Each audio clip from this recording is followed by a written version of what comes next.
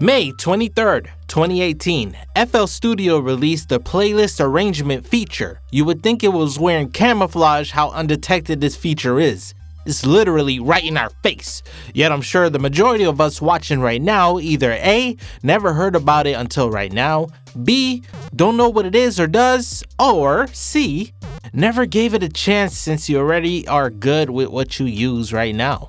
But what if I told you that there are some really nice benefits for using the arrangement function? Before that, let me show you how to use it. It's so easy that by the time I'm already finished. That's right, just click here, click add one or clone.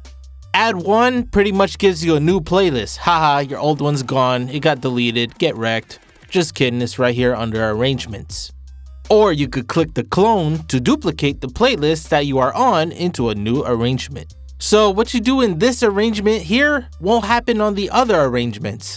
It's its own unique playlist. What is not unique is the sounds in the channel rack, mixer, and the patterns.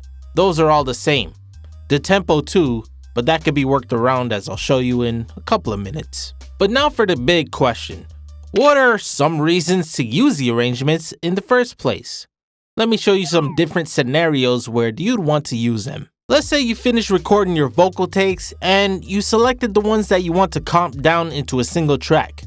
Awesome, but you don't want to delete the unused vocals because you're overly skeptical. Because, why not put more stress on yourself? Instead of removing the takes from the playlist, you could clone the arrangement to keep up backup settings for your vocals, then remove the vocals in the main arrangement. So just in case you messed up and meant to use a different take, no worries, you could copy that clip, go back to your main arrangement, and paste it right back in. Let's say you completed a song and you know that somewhere down the line you're gonna want an instrumental track as well as an acapella track. Instead of wasting your time playing peekaboo with the mixer tracks, is it this one?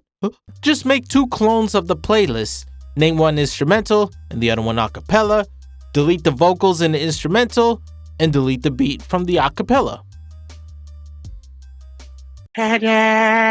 You got a completed song, again, but this time around, you have different sections like a verse, a leading chorus, a chorus, and even a bridge. But let's say that we want a version without the bridge and the chorus in the end. Clone it, highlight it, delete the section, you're good to go. You just stole some beats off of YouTube and now you want to create a quick demo tape or even a mixtape. Guess what? You can do it all in the same .zip project. First, drag each song in its own arrangement. Remember the tempo thing I was talking about? Well, now's the time to talk about it. But don't worry, it's simple with your senpai. Let's start by going to our first beat. Detect the tempo, hit OK. Now right-click the tempo and create an automation clip. Repeat the same process for as many arrangements that you have. So now when you switch between your songs, notice that the tempo changes as well. But the best part, you could throw all your vocals into the same mixer or copy the mixer track and slightly adjust it to fit. All in one project. Master revisions. Trust me when I say that having its own playlist arrangement will save you the headache of being able to A and B your master to the original mix or for the reference track. If you have multiple revisions in one playlist, things could get ugly really quick.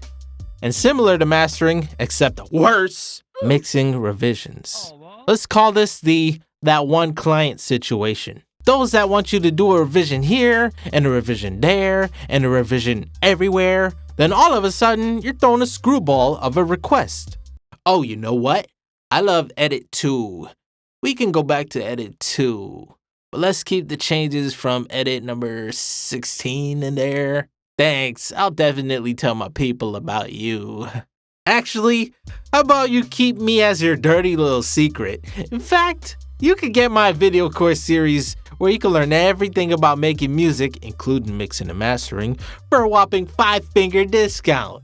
That way you don't have to pay me for my mixing services, which I stopped doing. I swear you don't want to do any type of work with those type of people.